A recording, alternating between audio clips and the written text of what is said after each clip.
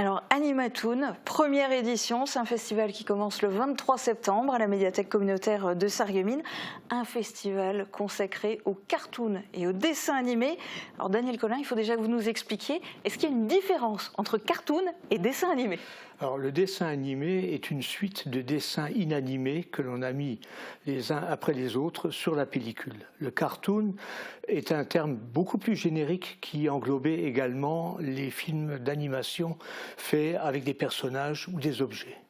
Alors là, le public va pouvoir découvrir un vaste panel, mais vous avez quand même cerné quelque part une époque. Vous avez choisi de programmer des réalisations des années 1920 à 1980. Pourquoi? Ah, pourquoi? Ça, c'est la bonne question. Tous les festivals de films d'animation qui sont réalisés, en règle générale, s'occupent d'œuvres récentes, très récentes, ou qui ne sont pas encore sorties sur les écrans. Donc c'est une espèce de promotion de films très récents ou à venir même.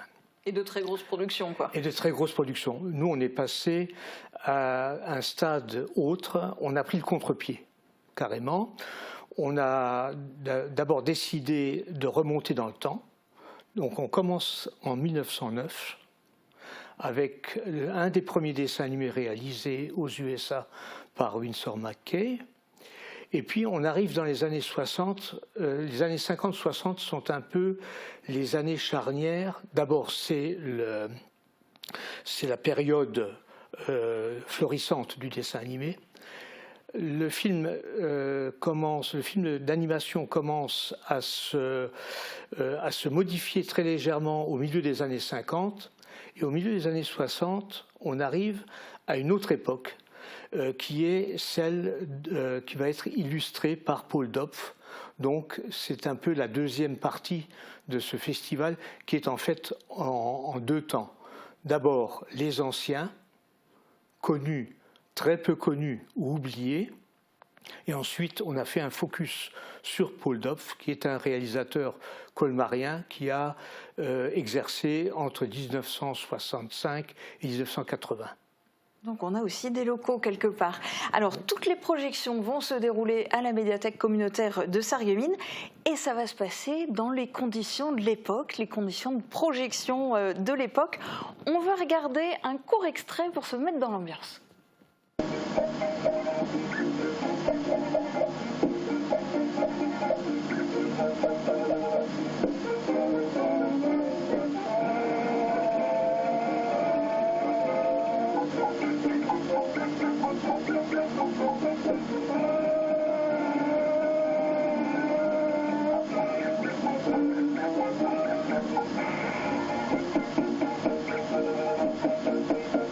C'est un peu une belle manière d'expliquer le travail à la chaîne.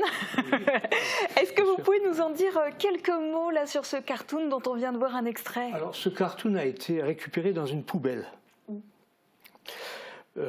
comme un objet n'ayant plus aucune utilité. Bien. On l'a récupéré et il est en train d'être restauré. La partie que vous avez vue, c'est la partie restaurée du film. Il reste encore quelques mètres à remettre en état et c'est pour cela qu'il ne figure pas sur le programme, mais il sera bien sûr projeté le samedi 24 dans l'après-midi. Et c'est un film qui est... c'est un ovni, on ne sait pas qui l'a fait. On ne sait pas, on pense que c'est que le film date du début des années 30, donc le début du parlant, mais on n'en sait pas plus. Alors c'est vrai que ça aide aussi parfois à dater les œuvres pour ceux qui ont suivi les évolutions technologiques, parce que par exemple dans le festival, on va voir aussi bien du muet que du parlant, on va voir du noir et blanc, on va voir de la couleur, c'est un joyeux mélange aussi technologique, c'est ça? Oui, bien sûr. On commence en 1909, on commence vraiment dans la préhistoire du dessin animé. Les années 20 sont déjà beaucoup plus, qui seront représentées aussi dans ce festival, seront déjà plus conséquents parce qu'il y a des personnages qui arrivent à émerger du lot, tels que Félix le Chat par exemple, début des années 20. Les années 30, le parlant arrive, donc c'est le son qui va aider le dessin animé à se développer. La couleur vient 2-3 ans après. Et la période, l'âge d'or du dessin animé, ça va être 1935-1955, une vingtaine d'années vraiment florissantes. Et puis après, ça sera le déclin, mais déclin qui sera compensé par une autre technique, une autre technologie qui annonce déjà celle que l'on connaît aujourd'hui. Alors on va le rappeler, ce festival il est organisé par la médiathèque communautaire en partenariat avec la ville de Sarreguemines, mais c'est vous qui en êtes le programmateur. D'où vous est venue cette idée de créer un festival dédié comme ça aux cartoons et aux dessins animés? Eh bien, l'idée était très simple. Mon ami Laurent Görler, qui s'est lui attaché à la personnalité de Paul Dopf, et moi-même avons pensé faire un hommage aux oubliés. Aux gens, parce que lorsqu'on parle de films d'animation et de dessins animés, on pense à Walt Disney, bien évidemment, on pense à Tom et Jerry, on pense à tous ces personnages hyper connus, ultra connus. Et là n'était pas notre propos. Notre propos, c'était justement de faire ressortir de l'ombre des personnages oubliés ou des personnages que l'on ne connaît plus du tout. Et puis quelque part, c'est un petit peu l'occasion de faire découvrir les dessins animés de papy. Voilà, en même temps. Parce que le paradoxe aujourd'hui veut que l'enfant, ou même l'adolescent ou l'adulte même qui regarde des films d'animation ne jure que par la couleur et la 3D. Ce n'est pas vrai. Lorsque l'on passe des films en noir et blanc, l'effet est exactement le même. Pourquoi? Parce que ces films qui étaient très courts, il ne faut pas oublier qu'un film de 7 à 8 minutes, nécessitait à l'époque plus de 10 000 dessins différents. Hein? Aujourd'hui, on lance l'ordinateur et le logiciel fait le travail. Il fallait que le logiciel existe également. Mais à l'époque, c'était toute une armée de personnes, d'animateurs, d'intervallistes, de gens qui colorient, des gens qui tracent les contours. Enfin, c'était vraiment une organisation qui pouvait monter jusqu'à 200 ou 300 personnes pour faire un dessin animé de 7 minutes. Et ce qui les rendait sans doute d'autant plus savoureux. Oui, et puis ces films avaient chacun leur personnalité. Ça, on l'oublie un peu. Aujourd'hui, on est dans un produit plus ou moins standardisé. À cette époque, on pouvait reconnaître un dessin animé qui était produit pour la Metro-Goldwyn-Mayer, un autre pour la Warner, un autre pour la Fox, par le dessin, par les scénarios, par l'idée générale que l'on arrivait à dégager d'un dessin. Aujourd'hui, ce n'est plus le cas. Bon, mais en tout cas, il y a beaucoup de gens qui sont impatients que ce festival démarre, et à commencer sans doute par les jeunes qui ont réalisé un chouette film pour donner envie à tout le monde d'assister aux projections. Alors, c'était dans le cadre du ticket Sport Culture à Sarreguemines. C'est un tournage qui s'est déroulé à la médiathèque de Sarreguemines sous la houlette de Stéphane Hassine. Je vous propose de regarder l'œuvre des enfants.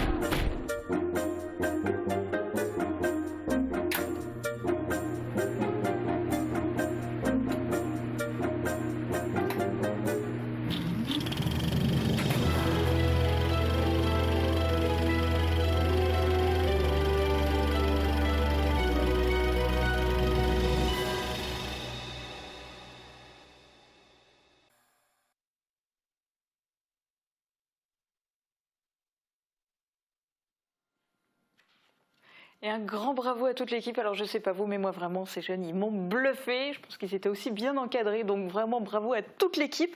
C'est génial. Et ils vous le disent, ils vous le font comprendre, ça va être génial ce festival. Alors que dire de plus? Eh bien les projections commencent le 23 septembre, ça se poursuit jusqu'au 30 septembre, toujours à la médiathèque communautaire de Sarreguemines, et c'est gratuit.